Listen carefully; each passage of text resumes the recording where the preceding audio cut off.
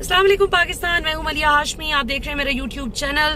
नाजरीन, आज साबिक वजीर आजम पाकिस्तान इमरान खान साहब ने, अल्लाह का शुक्र है, जो असैसिनेशन अटेम्प्ट से वो बच गए, सरवाइव कर गए। माशाल्लाह, अल्लाह ने उनको नई जिंदगी दी।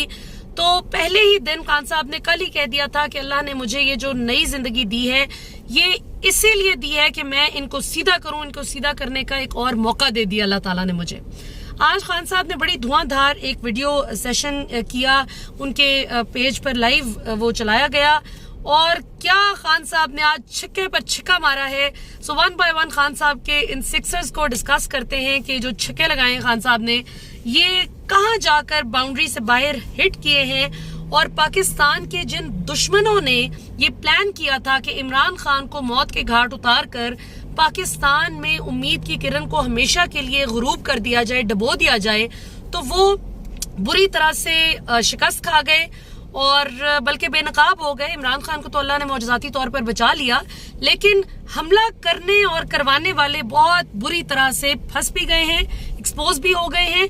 और अब अवाम बहुत ज्यादा मुश्तिल होकर सड़कों पर निकल आई है कि हमें इमरान खान के बहे हुए खून का एक एक जो कतरा है उसका हिसाब लेना है। सो मच सो कि शहर शहर एहतजाज तो हुए ही, लेकिन आज लाहौर में पाकिस्तानी अवाम टैंकों के आगे लेट गई। यानी कैंटोनमेंट में जाकर पाकिस्तानी अवाम ने जिस तरह से अपना एहतजाज रिकॉर्ड करवाया, और ये सब कुछ क्यों हो रहा है? इमरान खान ने आज वाज़े तौर पर बता दिया कि अपनी जो उन्होंने गुफ्तगू की उसमें one by one different points उन्होंने डिस्कस किए। मैं आपको क्विकली समराइज करती हूँ। एक तो खान साहब ने ये बात की कि वो ये मूवमेंट कर क्यों रहे हैं, इस तहरीक का मकसद क्या है। वो बताने के बाद खान साहब ने कहा कि भाई ये जो रिजीम चेंज है इस पर पाकिस्तानी अवाम बहुत ज्यादा नाराज है, मुश्तिल है। और जब आप बंद कमरों में बैठकर अवाम के लिए वो फैसले करते हैं जो जमीनी हकायक से बरक्स होते हैं, तो कभी भी नताइज अच्छे नहीं निकलते। अवाम उनको एक्सेप्ट नहीं करती उन फैसलों को। फिर खान साहब ने बताया कि बंद कमरे में बैठकर उनको भी कत्ल करने की जो साजिश की गई थी, वो 24 सितंबर 2022 को, यानी अब से 5 हफ्ते कबल, इमरान खान साहब ने एक जलसे में अवाम से खिताब करते हुए बताया था वाज़े तौर पर कि मेरे खिलाफ अब और कोई कार्ड नहीं चल रहा, तो मजहब कार्ड का इस्तेमाल किया जाएगा। मजहब कार्ड का बोंडा इस्तेमाल करके मुझे किसी से कत्ल करवा कर तो ये बहाना करेंगे कि जी किसी मजहबी जुनूनी, मजहबी शिद्दत पसंद ने मार दिया, हमारा कोई लेना देना नहीं। और एग्जैक्टली यही हुआ। और अब तो मरियम नवाज की भी वीडियो मंजर आम पर आ रही है उन्हीं दिनों की, जब वो, आपको याद है, जावेद लतीफ ने पीटीवी पे बैठ के नफरत अंगेज प्रेस कॉन्फ्रेंस की थी इमरान खान के खिलाफ, जिसमें कहा गया था कि इमरान खान ने, देखें जी, तौहीन मजहब कर दी है। तो ये मरियम नवाज ने जो घटिया बात की, मैं दोहरा के बता देती हूँ। वैसे तो इस लायक नहीं है उनकी बात के बताई जाए दोहरा कर, लेकिन चूंकि ये प्रोपेगेंडा, जो ये नशई को बिठाकर इन्होंने जो एक स्क्रिप्टेड गुफ्तगू कराई कि जी मैं तो इस वास्ते मारन की कोशिश की थी इमरान खान नू क्योंकि वो मजहब दी तौहीन करदा सी, और जो बकवास वो कर रहा था, ये मरियम नवाज ने इसकी बुनियाद रखी।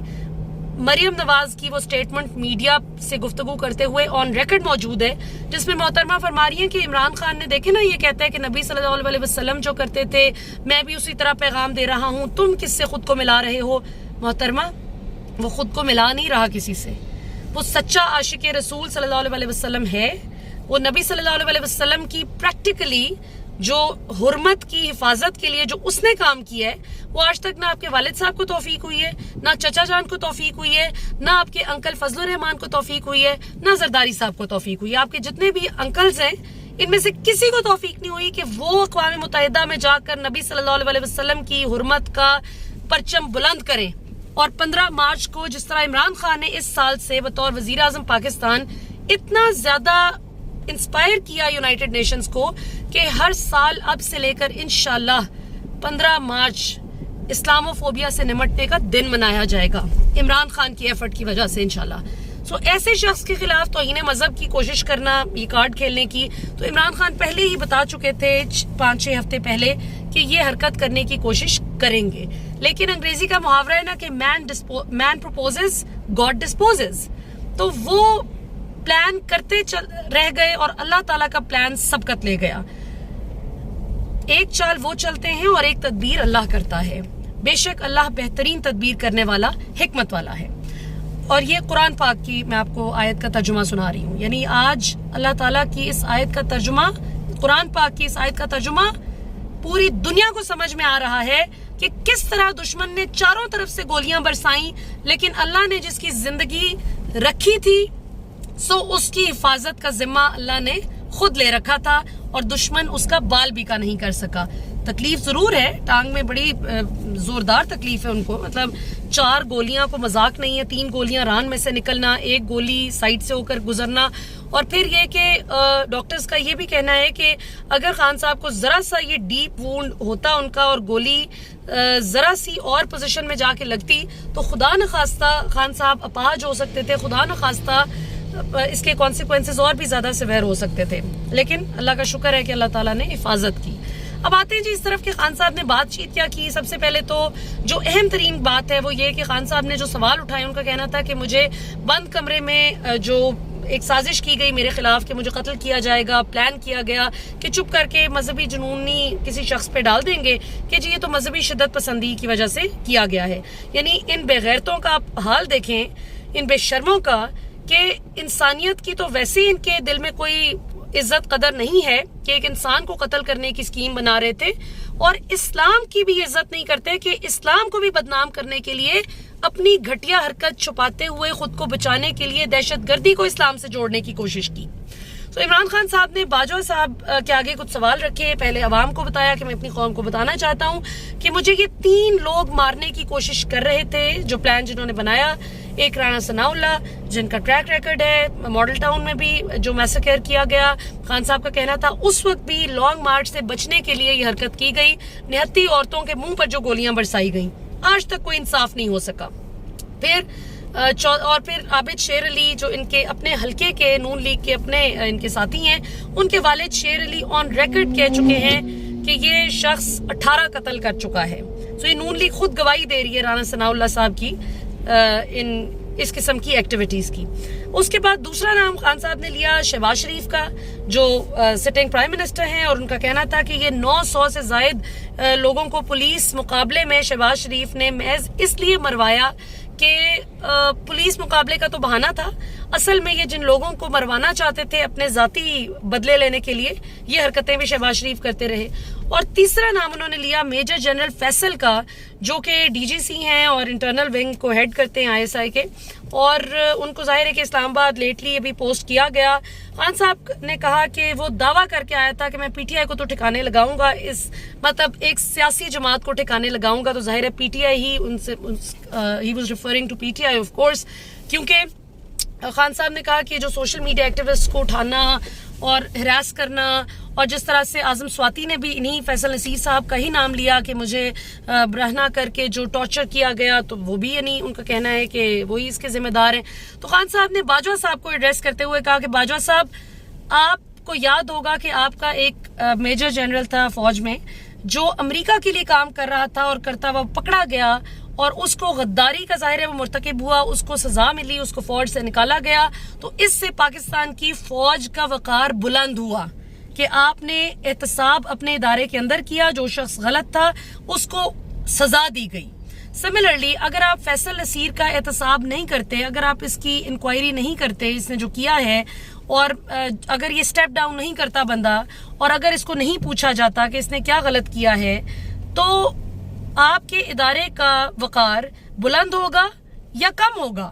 اور بھی خان صاحب نے کہا کہ آپ کی فوج میں جو چند ایک کالی بھیڑیں ہیں جو اتنے زبردست انسٹیٹیوشن کا نام بدنام کر رہی ہیں اپنے ہی شہریوں پر تشدد کر کے کروا کے، تو یہ آپ اگر ان کا احتساب نہیں کریں گے تو اس سے پاکستان کی فوج کا وقار بلند ہوگا یا ان فوج کی بے عزتی ہوگی. یہ سوال خان صاحب نے رکھا. پھر یہ کہ اپنا بھی سارا ظاہر ہے انہوں نے بتایا کہ مجھے خبر ہو گئی تھی، مجھے اس دن بھی خبر ہوئی تھی کہ آپ پہ جی اٹیک کیا جا سکتا ہے، آپ کو مارا جا سکتا ہے، آج آپ نہ نکلیں. لیکن میں نے سوچا کہ کیا یہ واقعی اتنا گر سکتے ہیں کہ اپنی چوری بچانے کے لیے کرپشن پہ سوال نہ ہو، اس کے لیے یہ میری جان لے سکتے ہیں. تو میں نے سوچا کہ نہیں، مجھے ڈر کے نہیں بیٹھنا، میں نکلوں گا. اور پھر یہ سب ہوا. تو خان صاحب نے کہا کہ جب گولیاں برسانی شروع کی گئیں تو، اور آپ دیکھیں کہ 10 سے 12 لوگ زخمی ہوئے ہیں، یعنی اتنے، اور ہر شخص کو 1-2 گولیاں لازمی لگی ہیں. تو اتنی گولیاں یہ کوئی نشئی نے تو نہیں ساری مار دی نا. چاروں طرف سے گولیاں برسائی گئیں.